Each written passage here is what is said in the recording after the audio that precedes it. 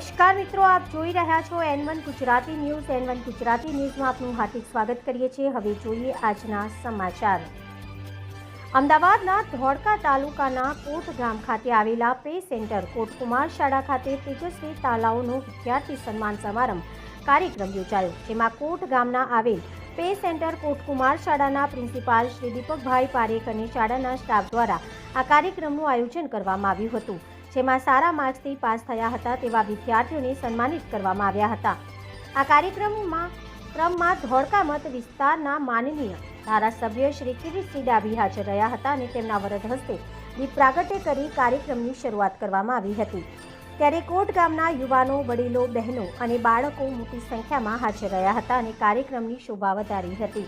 ધોળકા તાલુકાના ધારાસભ્ય શ્રી કિરીટસિંહ સરદારસિંહ ડાભી દ્વારા કોટ ગામના પીએચસી આરોગ્ય કેન્દ્રને અને કોટ ગામ એમ્બ્યુલન્સની ભેટ આપી હતી. કોટ ગામ ખાતે આવેલ પે સેન્ટર કોટકુમાર શાળા દ્વારા આયોજિત કાર્યક્રમમાં રિટાયર્ડ શિક્ષકો તેમજ પૂર્વ પ્રિન્સિપાલ જયેન્દ્રભાઈ ભટ્ટ તેમજ ગૌરીબેન ડાભી હાજર રહ્યા હતા. બ્યુરો રિપોર્ટ નરેશભાઈ આરપગી, N1 ગુજરાતી ન્યૂઝ, ધોળકા, કોટ.